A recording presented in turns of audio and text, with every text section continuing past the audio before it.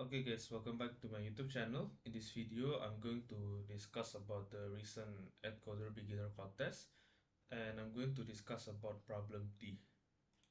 Okay, so this is the problem called Accomplice.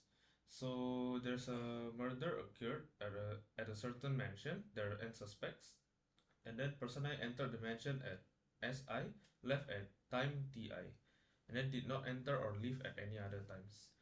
The following facts are known about the crime. There are exactly two culprits, and then the crime started at some time X, and then we'll take D units. Okay, so how many combinations of the two culprits and the crime start are possible? Okay, so the way that we can solve this problem is that let's say we start in time X, and then let's say there's like some people here, and let's say we have like X plus D. So we need to find like how many people are within this timeline, right? So let's say we have like, let's say 5 people. So later the answer will be 5 times 4 divided by 2. Maybe I should yeah, 5 times 4 divided by 2 if there are 5 people here.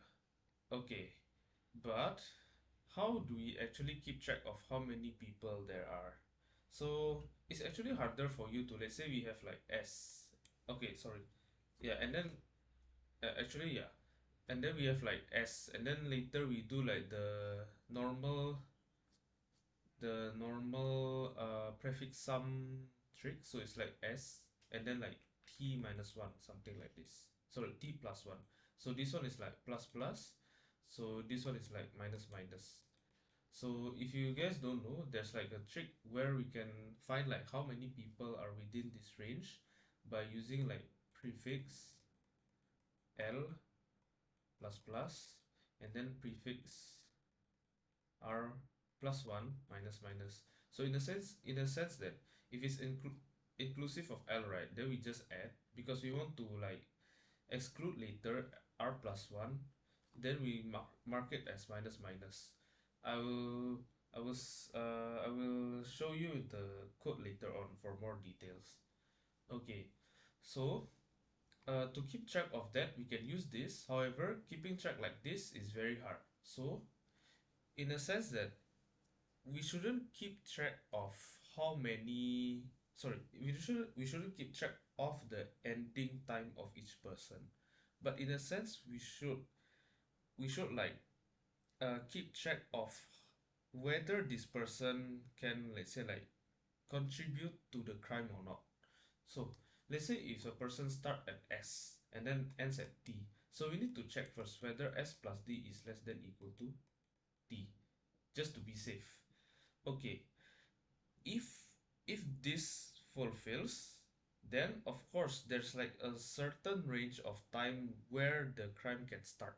So it's like S plus 1 until S plus D or something. So it's like how many, like, sorry, like probably this is not D, this is like some random integer. Let's say like, I'm not sure, like A, or like, I'm not sure, like let's just name it like maybe Z or something. I'm not sure. Yeah.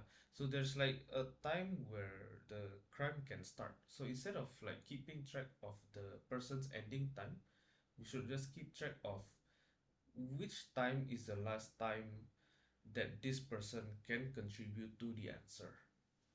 Okay, so for the implementations that I have here is that I will just input, and then I will just make a time here. So this is like the timeline here.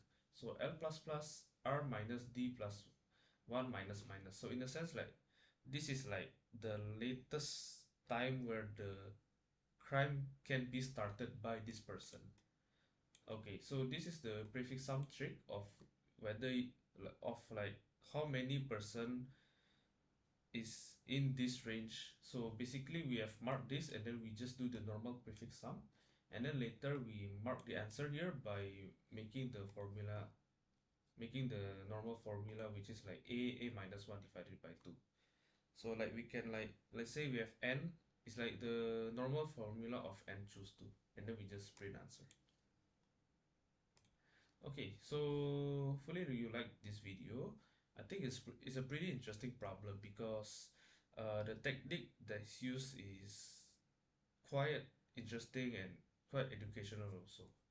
Okay, so if you like the video, please like and subscribe, and don't forget to watch my other videos, and see you in the next videos. Bye bye.